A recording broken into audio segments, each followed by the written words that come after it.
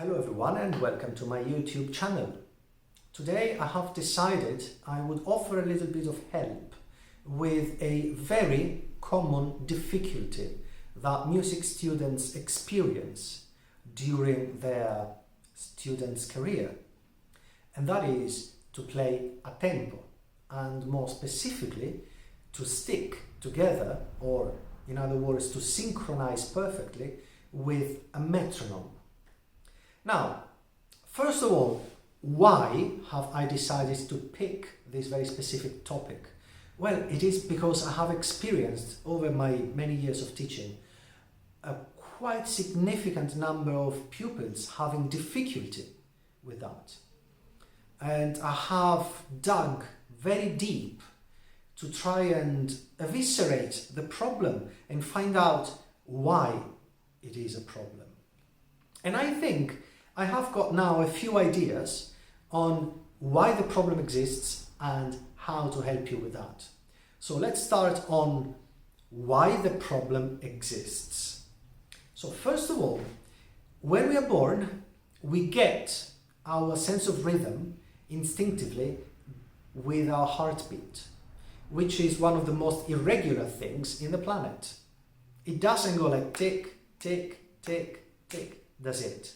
If you've ever listened to somebody's heart beating, you will know that it is absolutely susceptible to emotions, to exercise. The speed changes wildly and it's completely arrhythmical. It's got a very strange rhythm.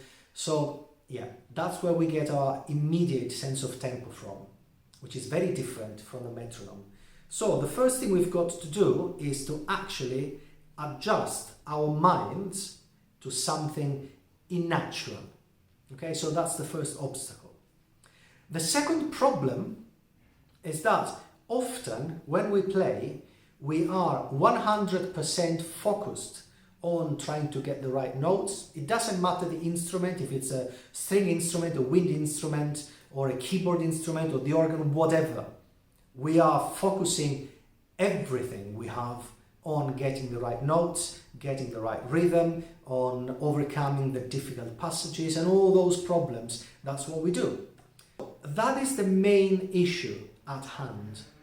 Having enough brain power resources left to process the information that is coming from the metronome. That is the problem. Now, the metronome, unfortunately for us, is always right. And that means that if we are not together with it, we are wrong. And no one likes to be wrong, because we're all humans, as far as I can tell. And I mean, unless some different sort of living being is looking at this video, I don't know, a cat, perhaps. But I'm gonna go with the assumption that we are all humans, okay? And so we generally don't like to be wrong and to be proven wrong. And that's also why the metronome is proving to be such a frustrating thing to work with. Okay? So, our music making, for the purposes of the subject of this video, might need to be considered like a multi-layered cake. You know, where you've got some sponge and then you get, I don't know, like cream, and then you get another bit of sponge, and then you get chocolate or fruit, or whatever it is that you like, really. That sort of thing.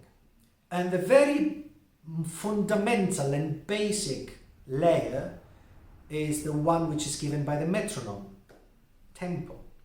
Okay, so first of all, you need to have your metronome on. It doesn't matter if it's mechanical or digital, electronic, or an app on your smartphone. As long as it's not broken and it beats regularly, it's fine. Okay, so that's our basic layer. You've got to always choose a speed at the stage where we are at. So, which is try to learn to play together with it, because there is some problem. Yeah. You've got to choose a comfortable speed. A speed at which you know you can play the piece, or a portion of the piece, which would be even better, comfortably, without any problems whatsoever. Okay? And then you set your metronome to that speed. And you let it go. Tick, tick, tick. Let's assume that it is this speed, just for the sake of argument, yeah? First of all, you need to get yourself and the piece into this layer. So you've got to imagine this piece being played at this speed. You can kind of sing it a little bit. Let's imagine it was Twinkle Twinkle Little Star. It would be ding, ding, ding, ding, ding. You know the rest, yeah? I don't need to sing it all. You've got to get yourself into it. You've got to feel inside your body, in your fingers, yourself playing at this speed through the whole piece. You've got to know as well which are the easiest passages, which are the ones where you're likely to rush, and which are the hard ones where you are likely to slow down. And then perhaps that's where you need to start from, thinking. Start thinking the easy passage at that slow speed. Starts to feel it. You're not playing yet, we're not playing yet, don't touch your instrument yet. You've got to feel it inside, you've got to sing it a little bit. Then you've got to do exactly the same thing for the hard passages. Exactly the same thing, you've got to feel it at that speed. And you've got to connect all the passages, the whole piece together at that speed. Once you've done that, which is preliminary work, it is tedious, it is boring, yes, I know. But it is very necessary, it cannot be avoided. Otherwise I wouldn't be here telling you this. Trust me, or at least try. Okay, once you've done that, then you can start to play. In the meantime, you haven't stopped the metronome yet. That is your fundamental layer. Remember, you've got always to pay attention to it. And that's why we've decided to go slowly, so that you're not completely absorbed and focused on the play. You still have some mental resources left to focus on your bass layer. Okay? So you start to play and you try to be always aware of where the beat, not where, when the beat is. And the problem is that you need not to react to the beat you've just heard, in which case you're always going to be late, but you need to, listen carefully, this is very important, predict when the next beat is about to come. That's the point, okay? It's a little bit like someone throws a ball to you and you can see the trajectory. If you just focus on the wrong things, you won't get the ball and probably it might even hit you and damage you, could hurt you. What you've got to do is to see the ball coming, you've got to look at it, you've got to somehow predict its trajectory, and then you can anticipate where, in what position and when it is going to come within reach of your limbs, and then you can catch it. Yeah, exactly the same thing with the beat. You've got to feel it coming. You've got to feel when the next beat is coming. That's why we are going slowly. So you've got enough mental processing power left to do that little work of prediction. So you can adjust your playing to that prediction. And the more accurate your prediction is, and the more accurate your playing will be. Now, you don't need to play the whole piece through to start with. You can just do a few bars, a few lines, whatever you feel comfortable with, as long as you manage to keep focused on the metronome layer, the rhythmic tempo layer, and the other layer, which is the actual music making. And you've got to keep them coordinated. They've got to be on all the time. Okay? That is very important. So once you start to feel comfortable with that, you can expand a little bit the amplitude of what you're playing. So from a few bars to a whole page or to a couple of pages, whatever it is, you've got to be the judge of that, honestly. Okay? But this is where you start. And the next steps will be obviously to speed the metronome up gradually, bit by bit, until you reach your desired speed.